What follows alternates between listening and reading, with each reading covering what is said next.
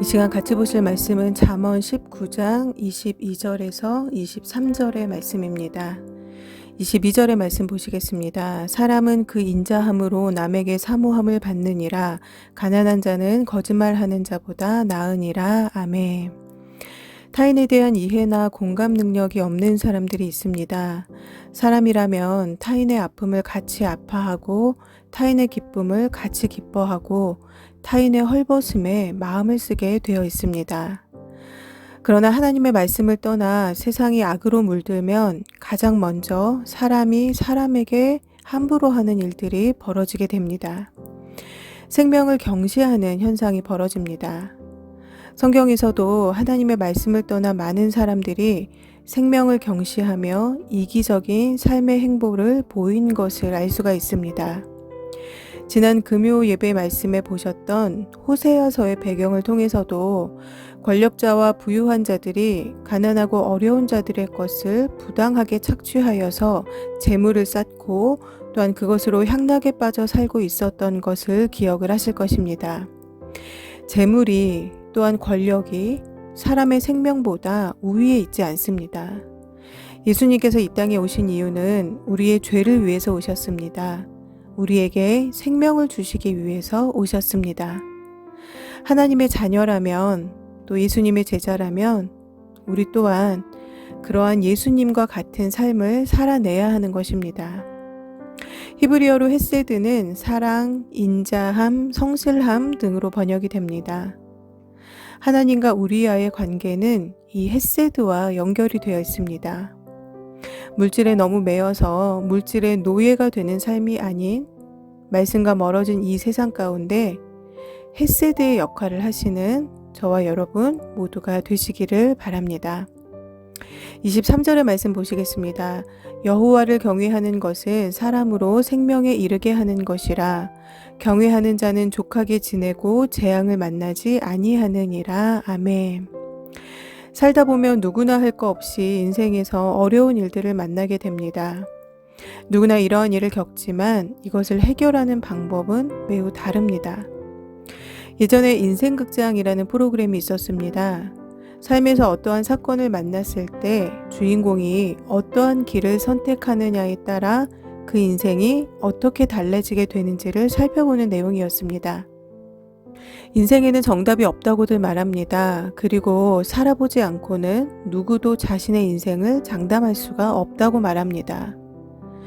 우리가 처음 가보는 길에 가려고 하면 예전에는 지도를 찾아서 다녔고 지금은 내비게이션을 통해 길을 찾습니다. 처음 가는 길을 가려고 해도 이렇게 인도자가 필요합니다. 하물며 사람이 길다면 길고 짧다면 짧은 인생을 살아가기 위해서 인도자가 왜 필요하지 않겠습니까? 사람들은 저마다의 인도자를 찾아서 삽니다. 사사기 시대의 백성들처럼 자기의 소견에 옳은 대로 살아갑니다. 저마다 상식도 다르고 기준도 다르다 보니 사람과 사람 사이에 다툼이 끊이지 않습니다. 지난 토요일에 제가 교회에 나가기 위해서 집을 나섰는데 누군가 차를 막아놨습니다. 모르는 택시였는데 연락처도 적어놓질 않았습니다. 제가 그날은 주일학교에 필요한 책을 주문해 놔서 그것도 찾으러 가야 했고 또 교회에 방송 장비를 설치한 분이 오시기로 했었어서 시간을 맞추어 나가야 했었는데 굉장히 난감한 상황이 되어버렸습니다. 한 차는 제 옆에 있었고 또 그 한 차는 제 앞을 막아놨는데 옆에 있는 차는 전화를 아무리 해도 안 받고 앞에 있는 차는 연락처가 없었습니다. 고민 끝에 제 앞을 막고 있던 그 택시 겉에 적혀 있는 택시 회사에 전화를 해서 운전자분의 연락처를 받아서 전화를 한 후에 차를 뺄 수가 있었습니다. 미안하다고 하시면서 그분도 차를 뺐고 저도 차를 빼는 와중에 오토바이 한 대가 지나가려고 올라왔습니다.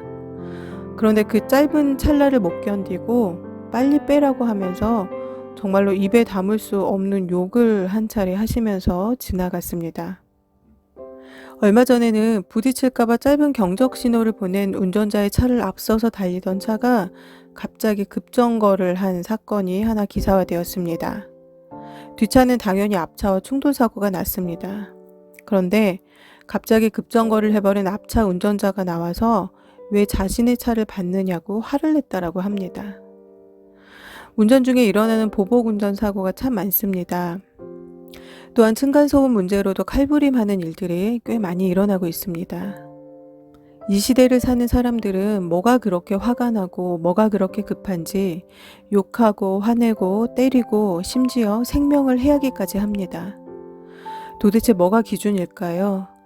기준이 없습니다. 마치 모두가 각자의 마음대로 살아가는 것 같습니다.